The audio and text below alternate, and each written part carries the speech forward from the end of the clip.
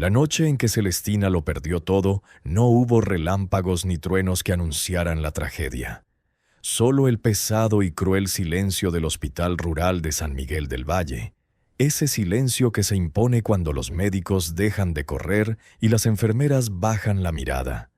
Era febrero de 1947 y el frío de la montaña se filtraba por las ventanas rotas del pasillo donde Celestina esperaba, aferrada a las manos de sus 3 hijos como si soltarlos significara perderlos también. Su esposo, Tomás, había ingresado en el hospital 2 días antes con fiebre que le quemaba la piel. «Es malaria», habían dicho los médicos, común en la época de lluvias. Pero lo que no dijeron, lo que nadie quiso admitir hasta que fue demasiado tarde, fue que la malaria en aquellas tierras olvidadas por Dios no se curaba con oraciones, ni con las 3 pastillas que el gobierno enviaba cada 6 meses. Se curaba con dinero, con medicinas de la capital, con sueros importados que una familia campesina jamás podría permitirse. Celestina lo había vendido todo. Primero los aretes de plata que le había dejado su abuela, luego el caballo, luego las 2 gallinas ponedoras y finalmente su chal de boda. Esa fina tela de lana color vino que Tomás le había regalado el día que se casaron bajo el mezquite del pueblo. Todo había quedado en manos del boticario, quien le dio las medicinas con una sonrisa de compasión tan falsa como los precios que cobraba. Pero no fue suficiente. Nunca es suficiente cuando la muerte ya ha marcado tu puerta con su señal invisible. Tomás murió al amanecer del 3er día, sus labios agrietados susurrando los nombres de sus hijos. Celestina no lloró entonces. No podía. Las lágrimas son un lujo que solo quienes tienen tiempo para procesar el duelo pueden permitirse. Tenía que pensar, tenía que moverse, tenía que proteger a los 3 pequeños que la miraban con ojos enormes, esperando que su madre lo arreglara todo como siempre hacía. Si esta historia ya te está cautivando, no olvides suscribirte y darle a me gusta. Cuéntame en los comentarios desde dónde la escuchas. Me encanta saber de ti. El funeral fue un acto rápido y vergonzoso. El cura del pueblo, el padre Eusebio, un hombre de rostro pétreo y corazón aún más duro, presidió una misa de 15 minutos en la que apenas pronunció el nombre de Tomás. No hubo flores, ni corona. Solo el ataúd de madera barato que el municipio proporcionaba a los pobres, ese que olía a barniz fresco y limosnas. Celestina estaba de pie ante la tumba abierta con sus 3 hijos aferrados a su falda. Matías, de 8 años, con los hombros ya erguidos por ayudar en el campo. Rosa, de 5 años, con la cara sucia de llorar en silencio. Y el pequeño Esteban, de apenas 3 años, que no entendía por qué su padre no despertaba. La tierra cayó sobre la caja con un golpe sordo y definitivo. Golpe, golpe, golpe. Cada palada era como un martillazo en el pecho de Celestina, pero mantuvo la cabeza en alto, no por orgullo, sino por supervivencia. Sabía que los buitres la observaban desde las sombras del cementerio. No los pájaros negros que sobrevolaban a los muertos, sino los humanos calculadores que medían cuánto tardaría en caer. Después del entierro, mientras caminaban de regreso a la choza que habían alquilado durante años, Celestina sintió que la observaban. Todo el pueblo la observaba con esa mezcla de lástima y morbosa anticipación que la gente reserva para las tragedias ajenas. Las mujeres susurraban tras sus chales. Los hombres fumaban y negaban con la cabeza. Todos sabían lo que venía. Todos habían visto esta historia antes. Una viuda joven con 3 bocas que alimentar y sin tierras propias no duraba mucho en San Miguel del Valle. El sistema era simple y brutal. O te casabas rápido con algún viudo que necesitaba sirviente y una cama caliente, o terminabas trabajando en los trabajos que las buenas mujeres no mencionaban, pero que todos conocían. No había una tercera opción. No había red de seguridad ni programas gubernamentales. Solo existía la crudeza de las montañas y la ley no escrita de que los débiles no sobreviven. Celestina llegó a la choza y cerró la puerta de madera podrida con llave. El interior olía a humedad y a las tortillas que había dejado en el comal esa mañana antes de que el mundo se derrumbara. Miró a su alrededor. Las paredes de adobe estaban agrietadas, el techo de chapa ondulada tenía más agujeros que metal sólido, y el suelo de tierra compactada estaba frío como una tumba. Todo lo que poseía cabía en 2 bultos: ropa remendada, 3 platos de barro, una olla abollada y una imagen de la Virgen de Guadalupe que su madre le había regalado al casarse. No había comida. El poco maíz que tenían se había agotado hacía 2 días. No había dinero. El hospital y el funeral se habían gastado hasta el último centavo. Y lo peor de todo, no había esperanza a la vista. Matías, el mayor, se acercó a ella con la madurez forzada de los niños que crecen demasiado rápido. «Mamá», dijo con voz suave pero firme, «¿qué vamos a hacer?» Celestina lo miró. Vio en sus ojos oscuros el reflejo de Tomás, la misma determinación tenaz que su esposo tenía ante una cosecha perdida o un empleador injusto. Respiró hondo, llenándose los pulmones con el aire viciado de la choza, y tomó las manos de su hijo. «Sobreviviremos», dijo. Y en ese momento no supo cómo, pero lo dijo con tanta convicción que casi se lo creyó ella misma. La realidad golpeó como un mazazo 3 días después del entierro. Don Refugio, el dueño de la choza, apareció en la puerta con su sombrero de palma en la mano y una expresión de fingida compasión en su rostro arrugado. Era un hombre pequeño y marchito, como un sarmiento, con ojos de búho que veían demasiado y decían muy poco. Doña Celestina empezó con una voz melosa que no ocultaba su veneno. «Siento mucho su pérdida. Tomás era un buen hombre, muy trabajador. Pero ya sabe cómo son las cosas. Tengo que cobrar la renta. La choza no se mantiene sola». Celestina lo sabía. Claro que lo sabía. Tomás pagaba religiosamente los 5 pesos mensuales que don Refugio cobraba por aquella casucha que apenas merecía ser llamada hogar. Pero Tomás ya no estaba, y los 5 pesos podrían haber sido 500. No tenía nada. Don Refugio, intentó decir manteniendo la voz firme aunque le temblaban las rodillas. «Deme un mes. Conseguiré un trabajo. Puedo lavar la ropa. Puedo...» El anciano negó con la cabeza antes de que ella pudiera terminar la frase. «No hay tiempo, señora. Tengo familia que quiere mudarse la semana que viene. Gente que puede pagar». Hizo una pausa, dejando que el peso de sus palabras se asentara como lodo. «A menos que... Bueno, todavía seas joven. Mi amigo Justino enviudó el año pasado. Es mayor, sí, pero tiene tierras. Podría hablar con él si...» El resto de la frase quedó flotando en el aire como humo tóxico. Celestina comprendió perfectamente lo que le ofrecía. Justino tenía 60 y tantos años, le faltaban casi todos los dientes y ya había enterrado a 3 esposas. Se decía que las hacía trabajar hasta la muerte y luego buscaba reemplazos. Esa era su opción. «Nos vamos el domingo», dijo Celestina con voz seca como la tierra reseca. «No se preocupe por su choza, don Refugio». El anciano asintió poniéndose el sombrero. «Es una pena», dijo sin parecer arrepentido. «Una verdadera pena». Y se fue dejando a Celestina con 5 días para encontrar un milagro. Esa noche, después de acostar a los niños, lloraban de hambre disfrazada de cansancio, Celestina salió al pequeño patio trasero. La luna estaba casi llena, bañando las montañas con una luz plateada que hacía que todo pareciera irreal, como si estuviera viviendo una pesadilla de la que no podía despertar. Se sentó en una roca y, finalmente, completamente sola, dejó caer las lágrimas.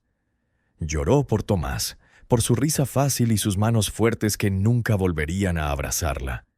Lloró por sus hijos, por sus rostros demacrados y sus ojos que habían perdido su brillo. Lloró por sí misma, por la mujer que había sido hacía apenas una semana, que tenía marido y un futuro, y que ahora solo tenía terror y desesperación.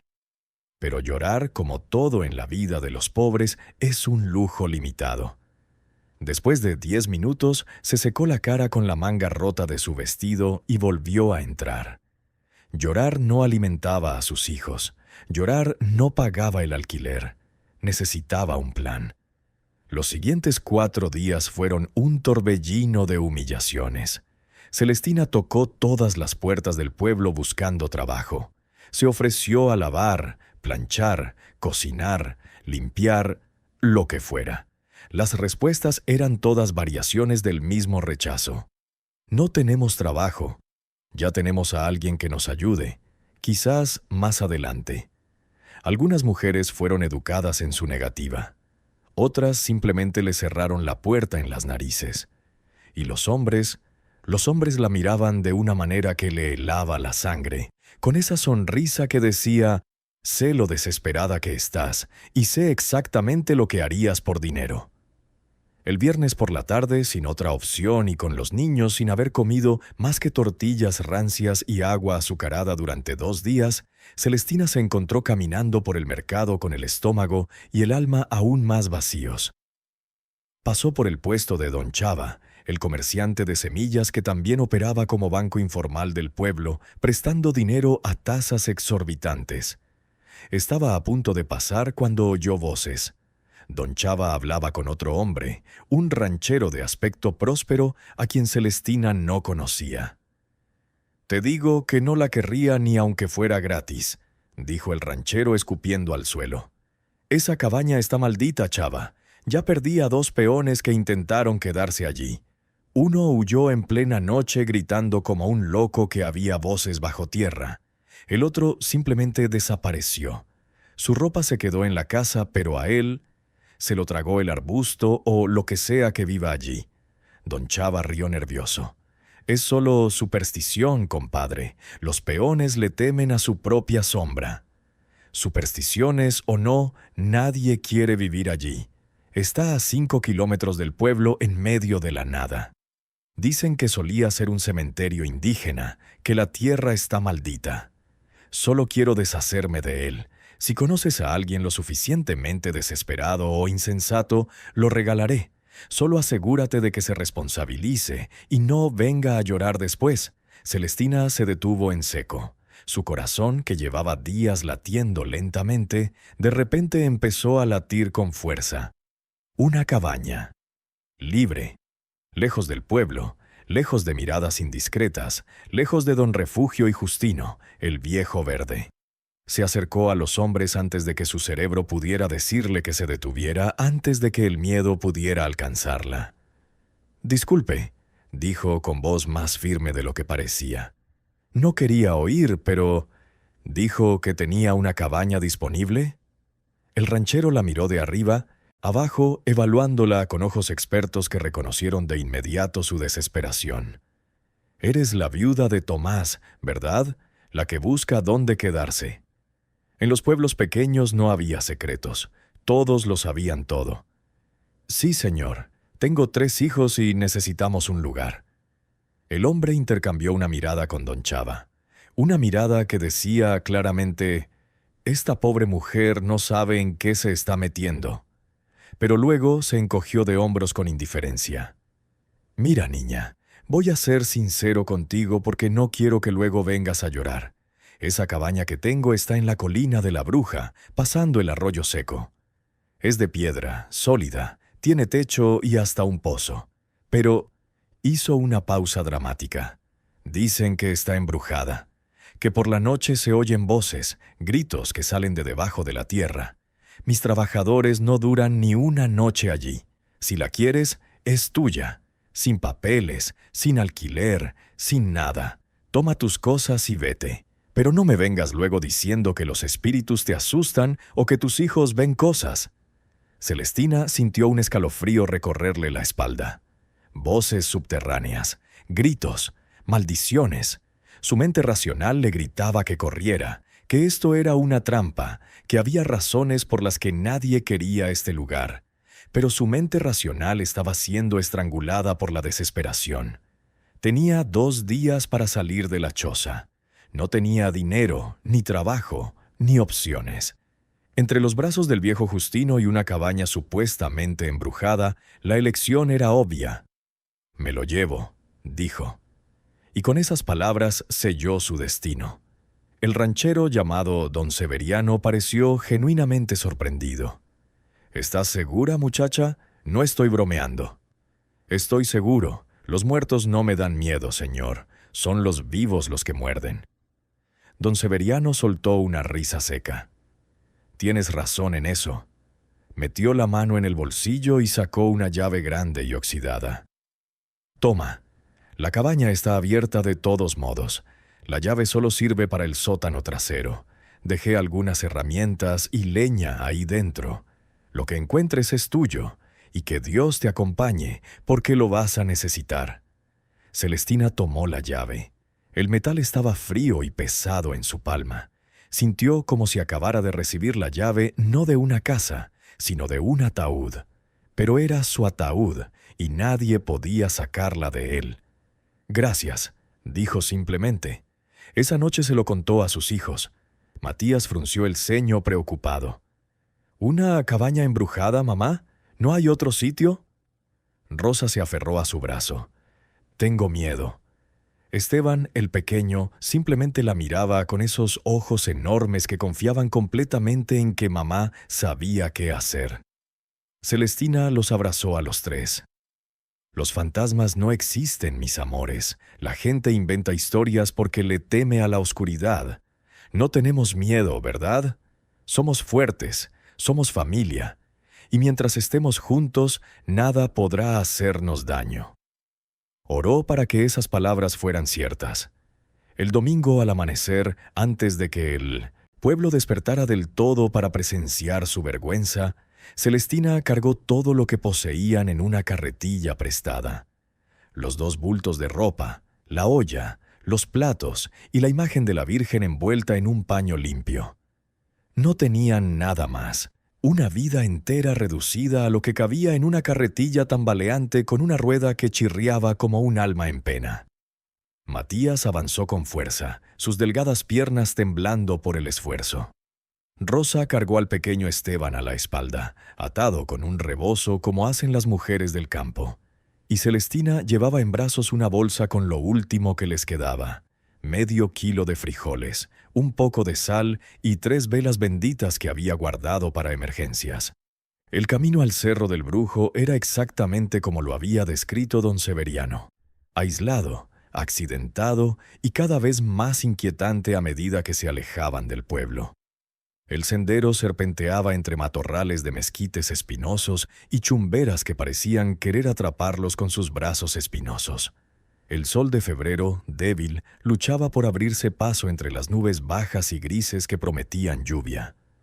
Cruzaron el cauce seco, un lecho de piedras y arena que en la época de lluvias se convertiría en un río caudaloso, pero que ahora era solo un esqueleto seco de lo que debería ser. Las huellas en la arena eran antiguas, borradas por el viento. Nadie venía por allí. Nadie pasaba. El sendero era un callejón sin salida que conducía a un lugar olvidado. Después de 2 horas de caminata, cuando las piernas de los niños temblaban y el sudor empapaba sus ropas a pesar del frío, apareció la cabaña.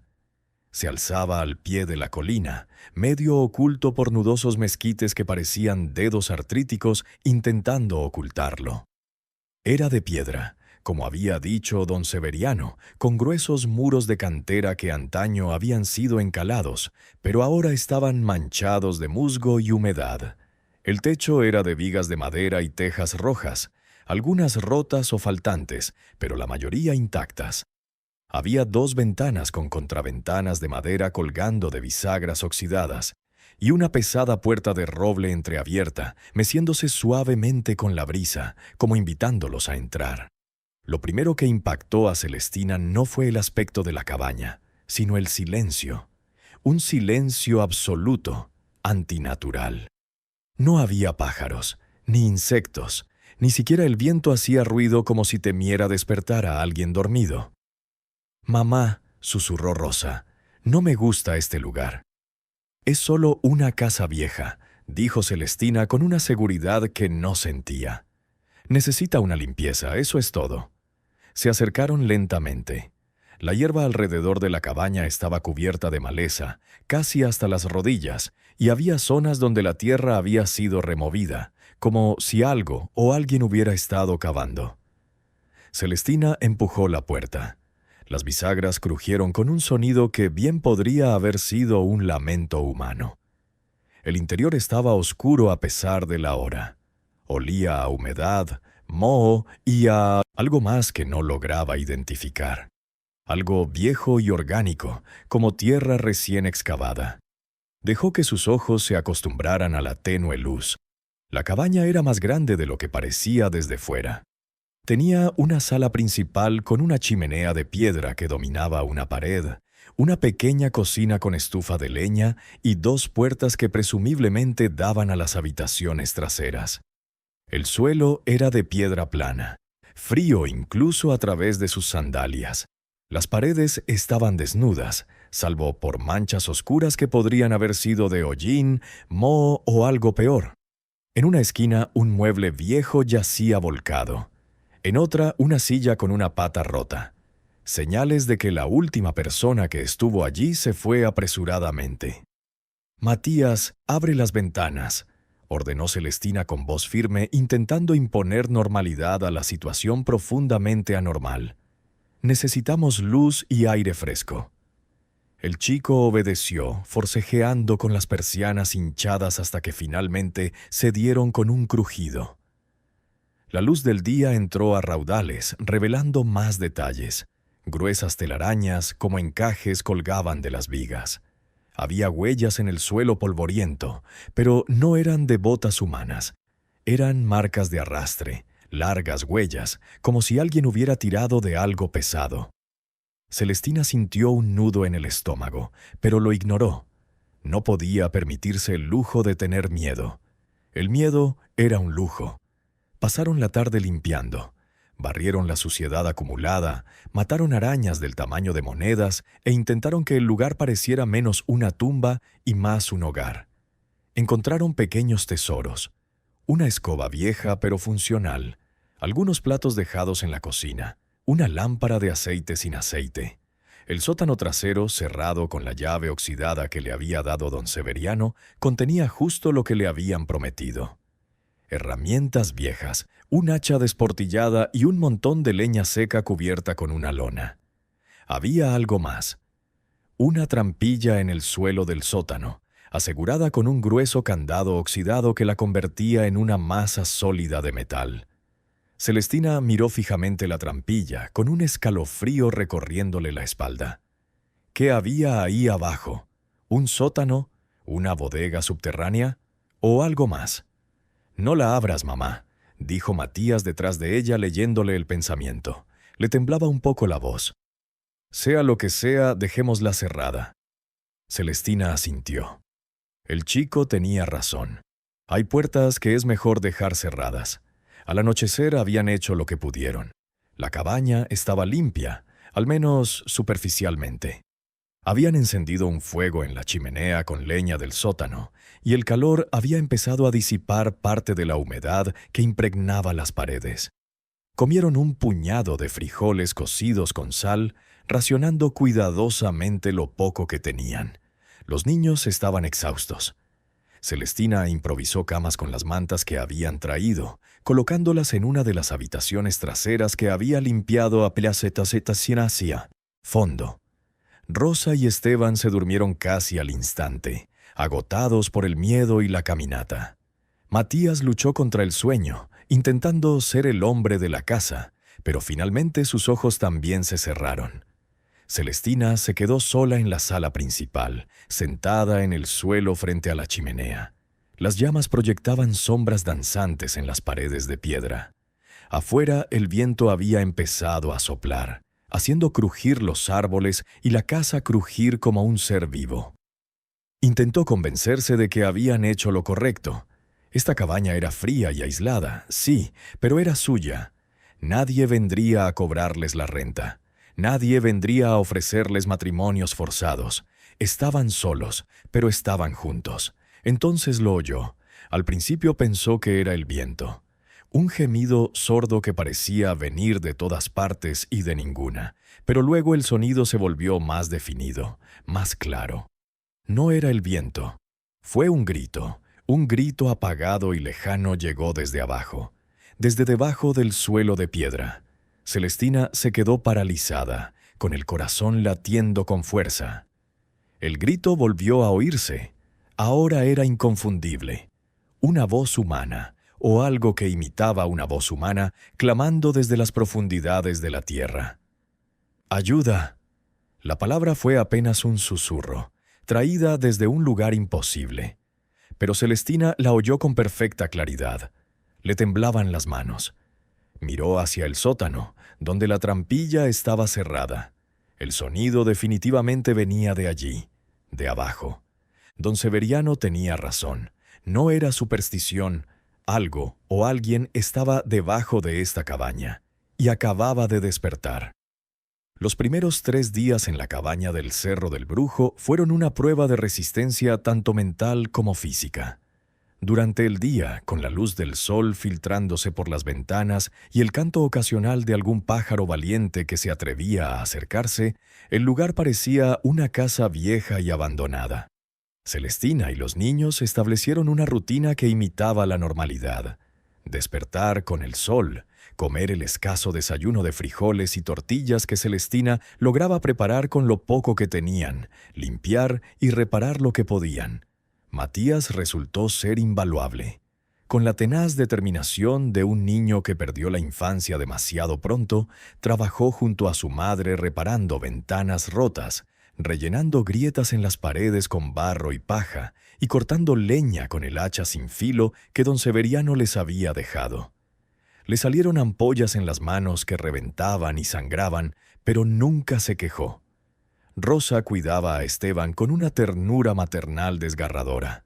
Inventaba juegos para él en el pequeño claro frente a la casa, recogía flores silvestres y le cantaba las mismas canciones que su padre les cantaba. Pero Celestina notaba cómo la niña a menudo miraba hacia los árboles oscuros, como si esperara ver algo moviéndose en las sombras. El hambre era una compañera constante. Los frijoles se acababan rápidamente. Celestina había racionado las porciones hasta casi acabarse, dándoles más a los niños y fingiendo que ya había comido. Su estómago rugía constantemente. Un recordatorio físico de que sobrevivir en ese lugar aislado dependería de algo más que un simple techo. Al segundo día, Matías encontró unos nopales comestibles que crecían cerca del arroyo seco. Los trajeron en su camisa, que había convertido en una bolsa, y esa noche comieron nopales asados sobre las brasas. Eran amargos y fibrosos, pero les llenaron el estómago. Menudo. Al tercer día, mientras exploraba más allá de la cabaña en busca de algo comestible, Celestina encontró algo que le llenó el corazón de esperanza. Rastros de conejos, madrigueras recientes entre las rocas, pequeñas huellas en el polvo. Ojalá pudiera poner trampas, ojalá pudiera cazar aunque fuera un solo conejo. Pero la esperanza del día siempre era aplastada por el terror de la noche. Porque cada noche, sin falta, los gritos volvían. Siempre empezaban a la misma hora, justo después de medianoche. Celestina lo sabía porque había empezado a medir el tiempo según la posición de la luna a través de la ventana. Primero llegaba el silencio, ese silencio profundo y antinatural que parecía absorber todo sonido del mundo. Entonces, desde las profundidades de la tierra emergía el primer gemido. No era un sonido constante. Llegaba en oleadas. A veces era un grito agudo y desesperado. Otras veces era un gemido bajo y continuo que hacía vibrar las tablas del suelo. Y en las peores noches eran palabras distorsionadas, casi ininteligibles, pero definitivamente humanas. Ayuda, duele, oscuridad, por favor. La primera noche Celestina despertó a los niños con sus propios gritos ahogados, pero pronto aprendió a morderse la mano para no hacer ruido, para no transmitirles su terror. Los niños durmieron profundamente, exhaustos por el trabajo del día, y ella rezó para que siguieran así, para que no oyeran lo que ella oía. Estaba sentada en la sala con la espalda apoyada en la pared más alejada del sótano, donde estaba la trampilla. Mantenía encendida una vela bendita, convencida de que la pequeña llama era lo único que mantenía, lo que fuera que estuviera allí abajo. Contenido. Su mente racional luchaba por encontrar explicaciones. Quizás eran animales atrapados en alguna cueva subterránea. Quizás era el viento creando extraños efectos acústicos. Quizás era su propia mente jugándole una mala pasada. Pero en el fondo, Celestina sabía la verdad. Esas voces eran reales. Alguien o algo estaba atrapado bajo la cabaña. Y con cada noche que pasaba, los gritos se volvían más desesperados, más insistentes. La cuarta noche fue diferente. Celestina estaba en su vigilia habitual cuando comenzaron los gritos, pero esta vez las palabras fueron escalofriantemente claras. Celestina, abre la puerta, libéranos. Sabía su nombre. Lo que fuera que estaba ahí abajo sabía su nombre. Se levantó bruscamente, con el corazón latiéndole con fuerza. La vela temblaba en su mano. Durante varios minutos permaneció paralizada, dividida entre el terror de quedarse y el terror de acercarse. Pero algo más fuerte que el miedo la atraía, una compulsión que no podía explicar. Sus pies se movían solos, caminó hacia el sótano como hipnotizada. Empujó la puerta. La trampilla de madera estaba allí, con su candado oxidado brillando tenuemente a la luz de las velas. Celestina, sálvanos. Estábamos como tú, abandonados, traicionados. Las voces eran ahora un coro, múltiples voces, hombres, mujeres, incluso lo que parecían niños, todos suplicando, todos llamándola. Su mano temblorosa buscó el hacha que Matías había dejado apoyada en la pared. Si no podía abrir la cerradura, la rompería. Necesitaba saberlo. Necesitaba ver qué había ahí abajo antes de perder la cabeza por completo. Levantó el hacha. ¿Madre? La voz de Matías la detuvo en seco. Se dio la vuelta. Su hijo mayor estaba de pie en la puerta del sótano, con los ojos hinchados por el sueño, pero llenos de terror. «¿Qué haces?», susurró. Oí los gritos. «¿Vas a abrir eso?». Celestina bajó el hacha lentamente. Miró a su hijo, luego a la trampilla. Las voces continuaron, ahora más furiosas ante su vacilación. «Ábrelo. Necesitamos libertad». «No lo sé, hijo», admitió Celestina con la voz entrecortada. «No sé qué hacer. Pero no puedo seguir así. Necesito saber qué es». Matías, con una valentía que un niño de 8 años no debe tener, se acercó y le tomó la mano libre. «Entonces, abrámoslo juntos», dijo simplemente. «Sea lo que sea, lo afrontaremos juntos». Y así madre e hijo se arrodillaron ante la trampilla. Celestina levantó el hacha y, con 3 golpes precisos, el candado oxidado se hizo añicos. Las voces bajo tierra rugieron triunfantes o de advertencia. Ya no podía distinguir si lo eran. Con manos temblorosas levantó la escotilla. La oscuridad que emanaba de allí no era natural. Era una oscuridad densa, casi sólida, que parecía absorber la luz de su vela.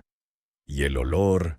Dios, el olor a tierra húmeda, a metal oxidado, a algo podrido pero conservado. Bajó la vela hacia el agujero. Había escalones de piedra que descendían, y en las paredes... Su sangre se congeló. Había marcas en las paredes de roca, arañazos profundos hechos por uñas humanas, y palabras grabadas con desesperación. «Ayuda. Enterrado vivo. 1912. No olvides. Cielos», susurró Celestina. «Esto no es una bodega. Es una tumba». Las voces ahora llenaban toda la cabina, ya no desde abajo, sino desde todas partes. «Ahora nos has liberado. Ahora puedes escuchar la verdad. Baja. Ven. Descubre lo que este pueblo esconde». Matías se aferró a ella. «Mamá, tengo miedo». «Yo también, hijo. Yo también». Pero Celestina Guzmán, una viuda desesperada, madre de 3 hijos y una mujer sin nada que perder excepto la verdad, tomó la decisión que lo cambiaría todo. Puso un pie en el primer escalón y comenzó a descender hacia el infierno que había estado esperando bajo sus pies. Los escalones de piedra eran irregulares, tallados a mano con herramientas rudimentarias que habían dejado marcas irregulares en la roca. Celestina descendió lentamente, sosteniendo la vela en una mano y usando la otra para apoyarse contra la pared húmeda. Matías la seguía, tan cerca que podía sentir su respiración entrecortada en la espalda. El aire se hacía más pesado a cada paso. No era solo humedad, era algo más denso, más opresivo, como si la atmósfera misma estuviera cargada con décadas de sufrimiento concentrado. La vela parpadeaba con cada corriente de aire que subía de las profundidades, amenazando con sumirlos en la oscuridad total. «Mamá, ¿cuánto más baja?», preguntó Matías con voz temblorosa. «No lo sé, mi amor, pero quédate cerca de mí». Contó mentalmente. 15 pasos, 20, 30. ¿A qué profundidad habían cavado esto? Y, lo más importante, ¿quién lo había cavado y por qué? En el 35º escalón sus pies tocaron tierra. Levantó la vela y lo que vio la dejó sin aliento. No era un sótano, era una caverna. Una vasta cámara subterránea que se extendía en la oscuridad más allá del alcance de su pequeña linterna. El techo era bajo, tallado en roca sólida, con vigas de madera podridas que antaño habían reforzado la estructura. Las paredes estaban cubiertas con las mismas marcas de arañazos que había visto en la entrada, pero aquí eran más densas, más frenéticas, como si decenas de manos desesperadas hubieran intentado excavar para salir. Y luego vio los restos. No eran esqueletos completos. El tiempo y la humedad habían reducido la mayoría a fragmentos, huesos esparcidos entre la tierra suelta del suelo.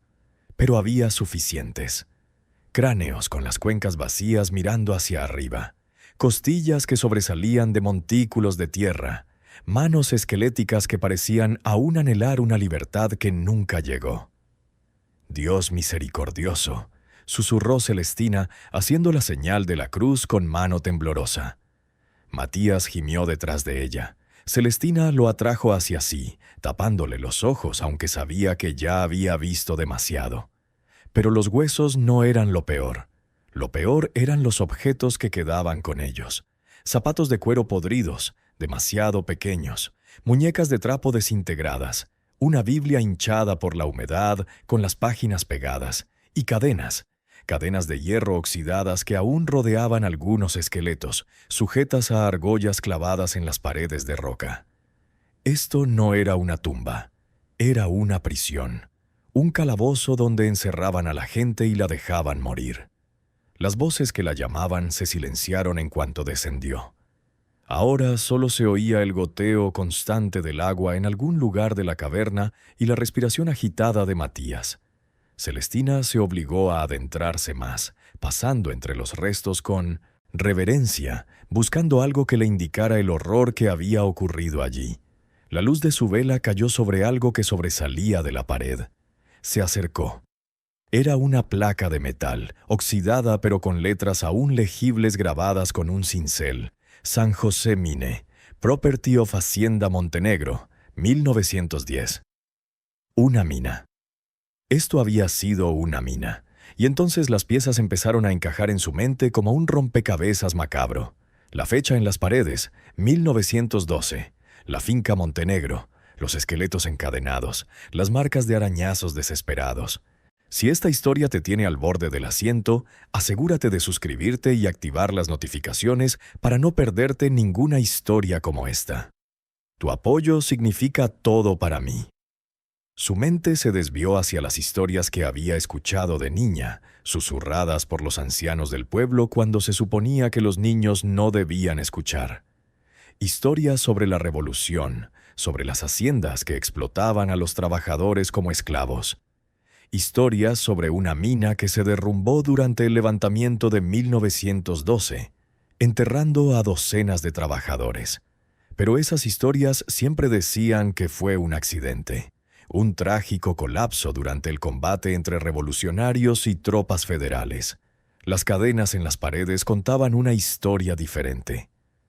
No fue un accidente, dijo en voz alta, y su voz resonó en la caverna como una acusación. Los encerraron aquí, los sellaron vivos. ¿Por qué?, preguntó Matías con la voz entrecortada. ¿Por qué haría alguien algo así? Antes de que Celestina pudiera responder, algo crujió en lo profundo de la caverna. Ambos se quedaron paralizados. No era el crujido de madera ni de roca. Era papel, papel al moverse. Celestina iluminó el sonido con la linterna. Al fondo de la caverna, casi oculto tras una viga caída, había algo que no debería estar allí. Algo demasiado nuevo, demasiado bien conservado. Una caja de metal. Se acercó con cautela con Matías pisándole los talones. La caja era del tamaño de un baúl pequeño, hecha de metal galvanizado que había resistido la humedad mejor que cualquier otra cosa en ese maldito lugar. No tenía cerradura, solo un simple pestillo. Con manos temblorosas, Celestina lo abrió. Dentro había documentos, montones de documentos enrollados, algunos en papel amarillento, otros más recientes. Los desenrolló con cuidado sosteniéndolos a la luz de las velas.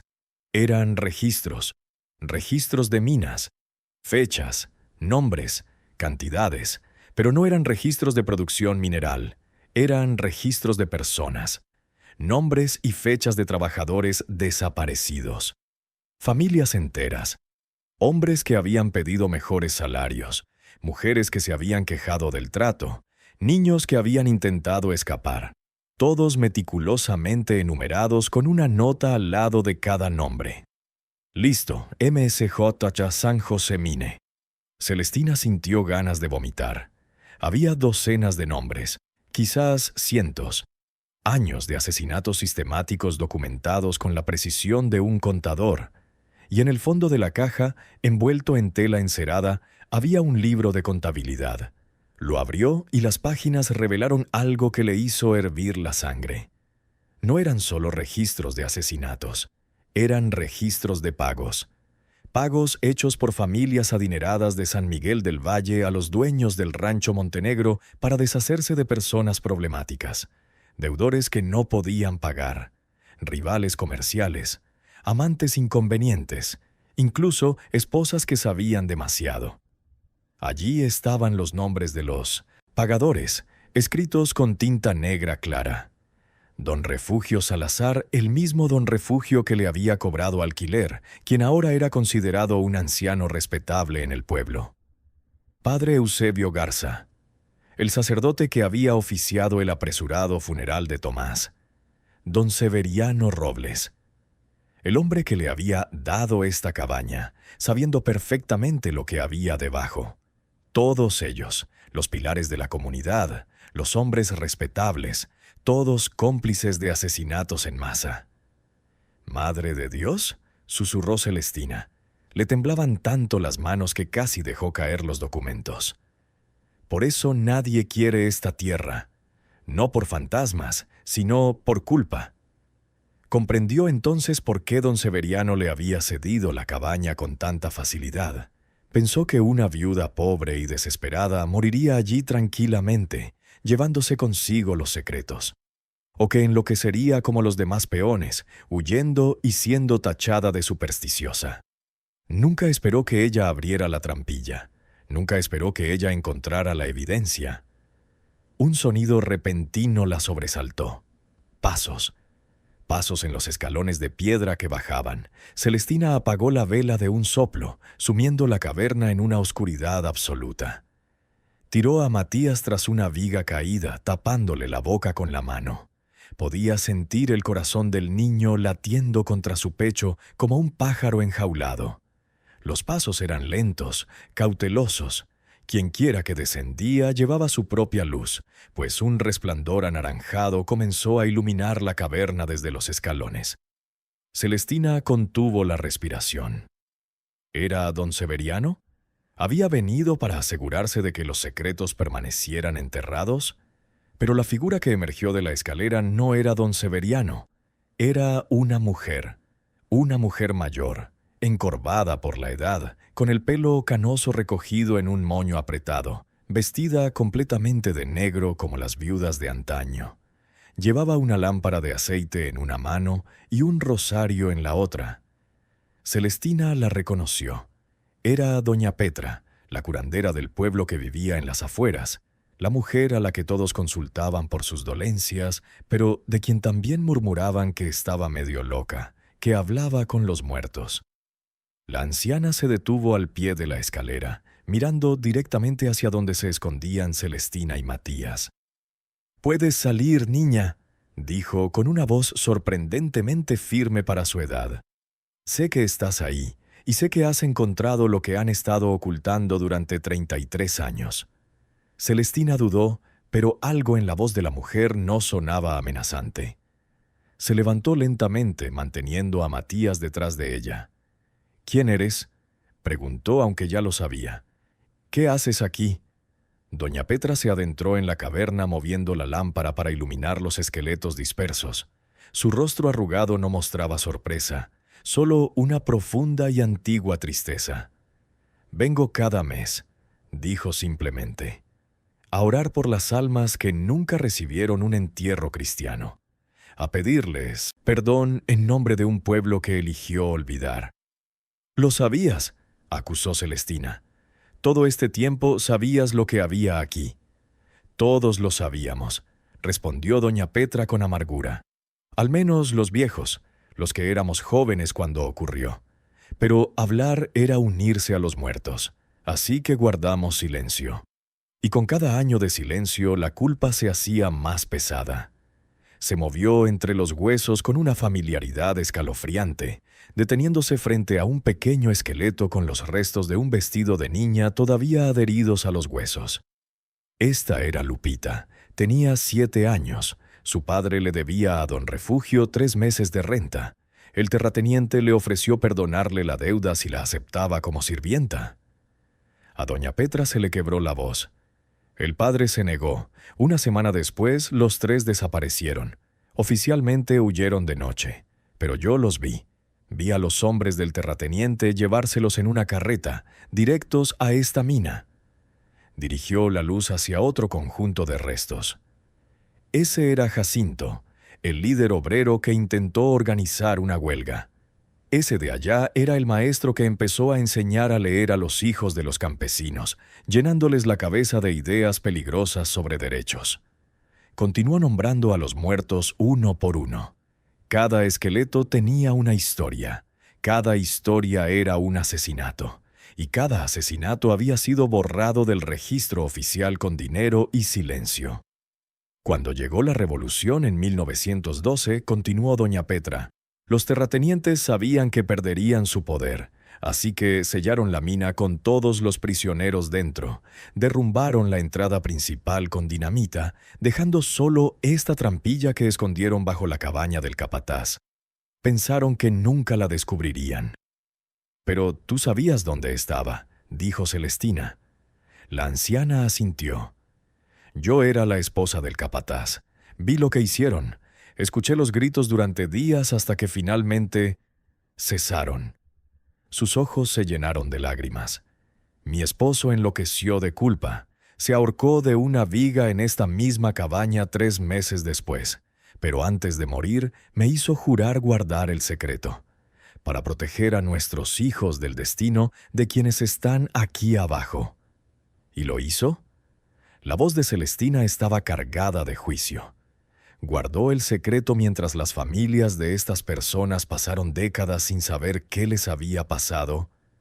«Sí», gritó doña Petra, y su voz resonó por la caverna haciendo estremecer a Matías. «Porque los hombres que hicieron esto aún tienen poder. Don Refugio, el padre Eusebio, don Severiano, ya son viejos, pero sus hijos lo heredaron todo. Las tierras, los negocios, el control del pueblo. ¿Crees que dejarán que una viuda pobre los delate?». Celestina levantó la caja metálica que aún sostenía. «Tengo las pruebas, los nombres, las fechas, todo está aquí». Doña Petra la miró con algo parecido a la lástima. «Niña ingenua, ¿a quién se lo vas a enseñar? ¿Al alcalde? Es el sobrino de don Severiano. ¿A la policía? Están en la nómina de las familias. ¿Al gobierno estatal? No les importamos. Para ellos, solo somos otro pueblo olvidado lleno de campesinos ignorantes. ¿Y qué? Celestina sintió que la desesperación se le apretaba en la garganta. ¿Me callo como todos? ¿Dejo que estos muertos queden en el olvido? La anciana se acercó y posó una mano arrugada sobre el hombro de Celestina. No vine a callarte, vine a advertirte. Don Severiano ya sabe que abriste la trampilla. A Celestina se le heló la sangre. ¿Cómo? Tiene hombres vigilando. Vieron tu luz. Ya está reuniendo a los demás. Vendrán mañana al amanecer. Los ojos de doña Petra brillaron con urgencia. Tienes una opción, niña. Puedes llevarte a tus hijos y huir esta noche. Regresa al pueblo, finge que nunca bajaste, vive en silencio. ¿Él? O puedes quedarte y luchar, pero si luchas, lo arriesgas todo. Tu vida, la de tus hijos. Estos hombres han matado por menos, y esta vez no necesitarán esconder los cuerpos. Un incendio accidental en una cabaña vieja y aislada. Nadie haría preguntas. Celestina miró los documentos en sus manos. Luego miró los esqueletos que los rodeaban. Decenas de vidas borradas. Decenas de familias que nunca supieron la verdad. Pensó en Tomás, en cómo había dedicado su vida a trabajar honradamente solo para morir pobre y olvidado. Pensó en sus hijos, en el mundo en el que vivirían si ella no hacía nada. Y entonces recordó algo que había dicho doña Petra. Los gritos habían durado días antes de cesar. Días de agonía, de esperanza que se desvanecía lentamente, de clamar por ayuda que nunca llegó. «No», dijo con firmeza, «no voy a escaparme». Doña Petra observó su rostro un buen rato. Luego lentamente sonrió. Era una sonrisa triste pero orgullosa. «Sabía que dirías eso. Tienes el mismo fuego que Jacinto, el líder obrero», señaló uno de los esqueletos. «Eres peligrosa, muchacha, y eso es justo lo que este pueblo necesita». «Entonces ayúdame», exigió Celestina. «Si de verdad quieres redimirte por 33 años de silencio, ayúdame a exponer esto». La anciana asintió. «Por eso vine. Llevo años esperando a alguien lo suficientemente valiente como para abrir esa trampilla». Metió la mano en su chal y sacó un sobre amarillento. «Esta es una carta que mi esposo escribió antes de morir. Una confesión completa. Nombres, fechas, cómo lo hicieron. La he guardado todos estos años, esperando el momento oportuno». Celestina recibió la carta con reverencia. Era otra prueba, otra voz del pasado clamando justicia. «Pero las pruebas por sí solas no bastarán», continuó doña Petra. «Se necesitan testigos vivos, personas que vieron cosas pero tuvieron miedo de hablar. Yo seré una de ellas, y conozco a otras. ¿Testificarán? Si ven que alguien tiene el valor de empezar, sí. El silencio prevalece cuando todos tienen miedo. Pero cuando uno habla, otros encuentran la voz». La anciana la miró fijamente. «Pero tienes que sobrevivir hasta mañana.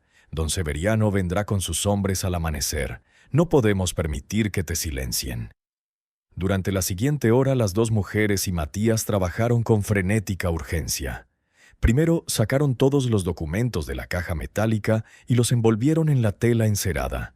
Celestina los escondió en varios lugares, algunos en el hueco de un tronco de mezquite, otros enterrados en una lata sellada cerca del arroyo, y aún más en el techo de la cabaña, entre las vigas. Si don Severiano viniera a quemar la cabaña, no destruiría todas las pruebas. Doña Petra le dio instrucciones específicas. Hay un reportero en Guadalajara, un hombre que no teme publicar verdades incómodas. Se llama Ignacio Beltrán. Si logras llegar a él con esta evidencia, la publicará. Y una vez que salga en los periódicos, ni los poderosos de San Miguel podrán ocultarla. ¿Cómo llegaré a Guadalajara? No tengo dinero para el autobús. La anciana apretaba una pequeña bolsa de tela. Celestina la abrió y vio monedas de plata brillando a la luz de la lámpara. «Estos son los ahorros de toda mi vida», dijo doña Petra con sencillez. «Para esto los he guardado, para el día en que por fin pueda hacer algo bien. Celestina sintió que las lágrimas le ardían en los ojos. Gracias. No me agradezcas todavía. Primero sobrevive la noche. Regresaron a la cabaña. Matías estaba pálido y silencioso, asimilando horrores que ningún niño debería ver jamás. Celestina lo abrazó con fuerza. ¿Entiendes por qué tenemos que hacer esto, hijo? El niño asintió. Esa gente nunca tuvo a nadie que luchara por ellos. Tenemos que ser su voz. Celestina sentía orgullo mezclado con dolor. Su hijo había perdido la infancia, pero se estaba convirtiendo en un buen hombre. Tomás estaría orgulloso. Despertaron a Rosa y Esteban. Era casi el amanecer. No había tiempo para explicaciones amables. «Escúchame bien», dijo Celestina con firmeza. «Hoy vendrán hombres malos. Vamos a correr al pueblo, a casa de doña Petra. Nos esconderá. Necesito que seas valiente. ¿Puedes hacerlo?» Rosa, con lágrimas en sus grandes ojos, asintió. Esteban, sin comprender del todo, pero confiando en su madre, también asintió. Empacaron solo lo esencial: la imagen de la Virgen, algo de ropa y los documentos más importantes envueltos en un bulto que Celestina ató a su espalda. Doña Petra se quedó un rato más. «Cuando llegues al pueblo, ve directo a mi casa. Tengo un escondite bajo el suelo de la cocina. Quédate allí con los niños hasta que sea seguro mudarse. Yo me encargaré de organizar a los demás testigos. ¿Y si don Severiano viene a buscarte también?» La anciana sonrió con dureza. «Soy una vieja loca que habla con fantasmas. Nadie me toma en serio. Esa ha sido mi protección durante años. Ahora será la tuya». Se abrazaron brevemente, dos mujeres separadas por décadas, pero unidas por un propósito. Entonces oyeron a lo lejos el sonido de caballos acercándose. «Ya vienen», susurró doña Petra. «Corre». Celestina tomó la mano de Rosa. Matías cargó a Esteban en su espalda y comenzaron a correr hacia el pueblo por el camino que les indicó doña Petra, una ruta que los mantendría ocultos entre los árboles. Tras ellos, vieron que una columna de humo negro comenzaba a elevarse mientras la cabaña de la colina Bruja ardía. Don Severiano cumplía su amenaza, pero Celestina sonrió mientras corría. Que ardiera. La evidencia estaba a salvo, los secretos estaban expuestos, y por primera vez desde que murió Tomás, sintió algo más poderoso que el miedo. Ella sintió esperanza. 3 semanas después, Celestina se encontraba ante las ruinas humeantes de lo que había sido la cabaña en la colina Bruja. Pero esta vez no estaba sola. A su lado estaba Ignacio Beltrán, el reportero tapatío, con su libreta de notas llena de testimonios y su cámara cargada de fotografías que harían que todo México volviera su atención hacia el pequeño pueblo de San Miguel del Valle. Detrás de ellos, una multitud. No solo del pueblo, sino de ciudades vecinas. Familias que durante 33 años habían buscado a sus seres queridos desaparecidos sin respuestas. Ahora tenían nombres. Ahora tenían una tumba que visitar. La noticia había estallado en los periódicos de todo el estado. Fosa común descubierta. Décadas de asesinatos encubridos por familias poderosas, proclamaban los titulares. Fotografías de los documentos que Celestina había guardado se imprimieron página tras página. Los nombres de los culpables quedaron expuestos a la vista de todo el país. Don Severiano había intentado huir a la capital. Fue arrestado en la estación de tren con maletas llenas de dinero y documentos que intentaba destruir. Don Refugio había sufrido un infarto cuando la Policía Federal llegó a su puerta. Sobrevivió, pero se encontraba en prisión a la espera de juicio. El padre Eusebio lo había confesado todo, buscando la absolución que nunca mereció. Había sido despedido por la diócesis, pero lo más importante es que los muertos finalmente tuvieron voz. El gobierno estatal había enviado un equipo forense. Lenta y reverentemente exhumaban los restos de la caverna subterránea. Cada esqueleto sería identificado, de ser posible. Cada uno recibiría un entierro digno. Doña Petra estaba junto a la entrada de la mina, rezando el rosario con otras ancianas del pueblo que finalmente habían encontrado el valor para admitir lo que sabían. El silencio de 33 años finalmente se había roto.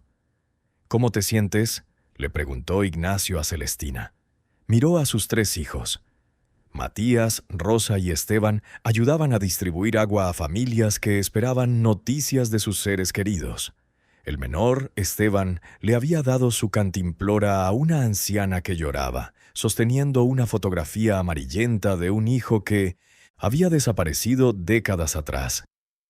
«Cansada», admitió Celestina, «todavía con miedo. Pero libre». Ignacio asintió, escribiendo algo en su cuaderno. «Tu historia inspirará a muchos, una viuda sin nada que perder excepto la verdad. Y eso bastó para acabar con décadas de corrupción». «No fui solo yo», dijo Celestina con firmeza. «Fueron todas esas voces subterráneas que se negaron a silenciarse. Fueron doña Petra y los demás quienes finalmente encontraron el coraje. Fuiste tú quien publicó la verdad cuando otros periódicos tenían miedo. Pero fuiste tú quien abrió la trampilla». Celestina miró hacia la oscura entrada de la mina. Recordó aquella primera noche, los gritos que la habían aterrorizado. Ahora comprendía que no eran gritos de venganza ni de maldad, eran gritos de justicia, de almas que se negaban a ser olvidadas. 6 meses después, el nuevo cementerio de San Miguel del Valle contaba ahora con una sección especial, un monumento de piedra tallado con los nombres de todos los encontrados en la mina San José. 87 nombres. 87 vidas finalmente reconocidas. Celestina la visitaba todos los domingos después de misa con sus hijos. Colocaban flores frescas y rezaban por las almas que los habían guiado hacia la verdad. El gobierno le había dado una indemnización. No mucho, pero suficiente para comprar un pequeño terreno en el pueblo y construir una casa modesta. Matías ya iba a la escuela, aprendiendo a leer y escribir. Rosa ayudaba en la tienda de doña Petra, quien había reabierto su consultorio con el respeto renovado de la comunidad. Esteban era aún muy pequeño, pero ya no tenía esa mirada constante de hambre. Celestina había encontrado trabajo cosiendo en un taller. No era un trabajo rico, pero era honesto. Y por primera vez en su vida durmió tranquila. Una tarde, cuando regresaba del mercado, una joven se le acercó. Tenía los ojos llenos de lágrimas. «Tú eres Celestina Guzmán, ¿no?» «Sí. Mi abuela está en ese monumento». Lupita Reyes. Tenía 7 años cuando desapareció. Mi familia pasó generaciones sin saber qué le pasó. Pensamos que nos había abandonado, que no nos quería. Las lágrimas corrían por sus mejillas. Pero nos diste la verdad, nos diste el cierre que necesitábamos. Gracias, gracias por no callarte. Celestina abrazó a la mujer mientras ambas lloraban. En ese momento supo que todo había valido la pena. El miedo, el hambre, el riesgo de muerte. Todo, porque algunas batallas no se libran por la victoria personal. Se libran porque es lo correcto. Esa noche arropó a sus hijos en sus camas limpias y seguras. Les cantó la misma canción de cuna que Tomás les cantaba. Y cuando se durmieron, se sentó junto a la ventana a mirar las estrellas. «Lo logramos, mi amor», susurró al cielo, donde imaginó que Tomás podría oírla. Les dimos a nuestros hijos un mundo un poco más justo, un mundo donde la verdad importa más que el poder. Una segona. Suave brisa entró por la ventana acariciando su rostro como si fuera una respuesta. Y a lo lejos, desde el Cerro del Brujo, Celestina juró haber oído algo. Esta vez no eran gritos, sino cantos. Voces a coro, por fin en paz, por fin libres. Los muertos habían dejado de gritar, porque finalmente alguien los escuchó. Gracias por escuchar hasta el final. Si esta historia te conmovió, compártela con alguien que necesite recordar que la esperanza existe incluso en los momentos más oscuros. Suscríbete si aún no lo has hecho, y nos vemos en la próxima historia.